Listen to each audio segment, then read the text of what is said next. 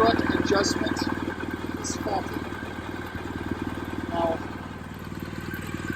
all I can imagine is with the ESA motor here it's failed. Let's see if I can raise it up. Yeah, so it says systems fault, load adjustment inactive. If you look back here,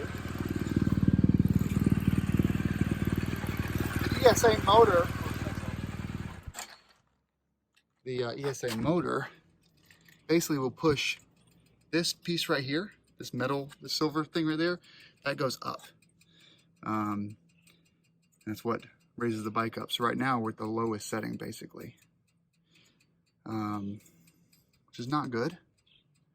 So for starters, I'm going to pull the positive leads from the battery and we'll kind of see if that fixes the problem. I imagine a GS911 is going to be required to reset this, but I don't see any leaking at all. No leaking. Someone had said it's a speed sensor. I have two of them, one in the front, one in the rear. Use your front speed sensor, this little cable right here. So I sprayed the ring, and I sprayed in there and didn't fix it. And I think that, honestly, the fault code is now stored. So leaking up here too. No. The fault code is now stored. So there's really not much I'm going to be able to do about it. It's like a GS911 to clear the code, which it's the one thing I didn't bring with me. I had their crash bars on my KLR, and I would like to buy theirs again. They're just in the development stage. All right, so my Denali sound bomb is broken. So the other day I did a full compression and this broke. I repaired it. Now look, you've got this piece here is broken. It's limiting sometimes. If I turn, sometimes I can't turn left sometimes because it'll get caught in this direction or this direction like that. And then just now, see the cracks in the spring on the dust seal? Oh, you haven't seen anything yet. Wait till you see the rear. Look at that. Yeah, that's our dust seal. That is our dust seal right there.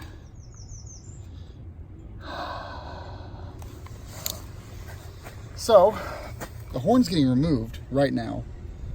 I'll have to figure out something else, but I won't have a horn for the way home, but I have to eliminate this problem.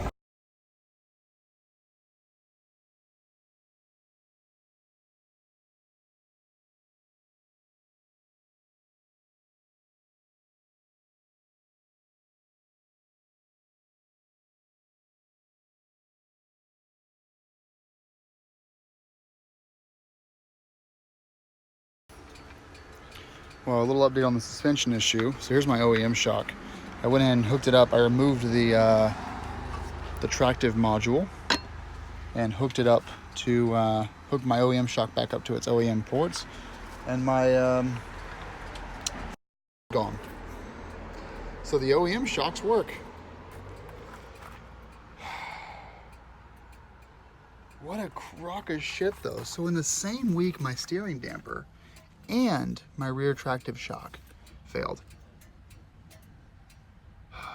This kind of stuff cannot happen in the summertime. I had the worst luck, don't I, guys?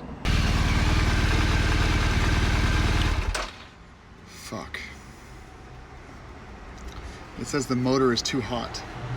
On the on GS911, when I try to do the spring calibration, it says motor too hot. God damn it. Now I gotta fucking take a spring out today, or a shock out.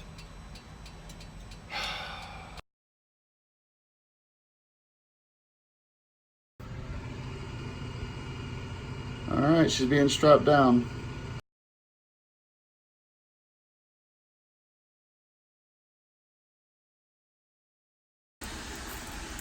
Well, finalizing this video, I guess. We have the Anaki Adventures on, and unfortunately, well, I'll show you that in a second. They feel really good, by the way. They're just as loud as the Anaki 3s, but they feel really nice. not quite scrubbed, and I've only gone to there on them. I also think my issues here with the Jesse racks and the Acra pipe are fixed. We basically pushed the pipe inward a little bit this way and pulled this out. So I think we're good there. But unfortunately, I had to take the mudsling off, Machine Art Moto mudsling, because the mudsling just made contact with the tire. It wasn't going to work. So, oh well. My issue with ESA is gone. So, error is gone, which is great. We're good now, which is really awesome. And what else? Oh, we also have the OEM steering damper back in place, which is a bummer, but you know, I mailed the Hyper Pro into Beamer Shop. They're gonna revalve it, and I have no horn right now because the Denali is taken off because it just doesn't fit. These are just kind of hanging out there. But for now, the bike is good because it has to be. Because tomorrow, look at the stickers, getting stickered up there. Tomorrow, I go to Berlin, Germany for 5 days. I get back into Boston Sunday, first thing, and then I have to get on the bike and ride south to Lebanon, Tennessee for the National Rally. This is my last video you're going to see for a couple of days. Well, I've got a few queued up. You'll see, there's videos all this week, but this is the last one you'll see until I'm back from the rally, basically. I probably should give her a bath, because, oh, you're going to see this bike at the Jesse luggage booth, by the way. So I installed the top box. So the top box is installed. Got the luggage pad here. Got the reflectors installed. So you're going to see this bike at the Jesse luggage booth with Gumby at the MOA rally. So go check it out. Go look at it there. And maybe you'll see me, but at the very least, you'll get to see my bike. All right, well, issues resolved for now. It's just cost me $450 basically to get everything fixed back up again. Oh, it ended up being, sorry, it ended up being the actual module that this feeds into, the tractive module that's under here.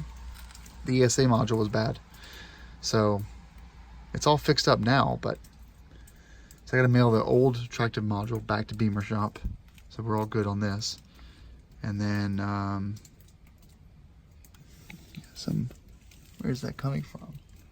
Is that just dirt? It's just dirt. So ESA is fixed, damper is fixed. I have the OEM one back on. Brand new tires, new top box, and slipstream is gone. Top box, I was gonna do an install video. I also need to look at the dash cam to here. I was gonna do an install video of the top box. All you do is just drill in 4 holes.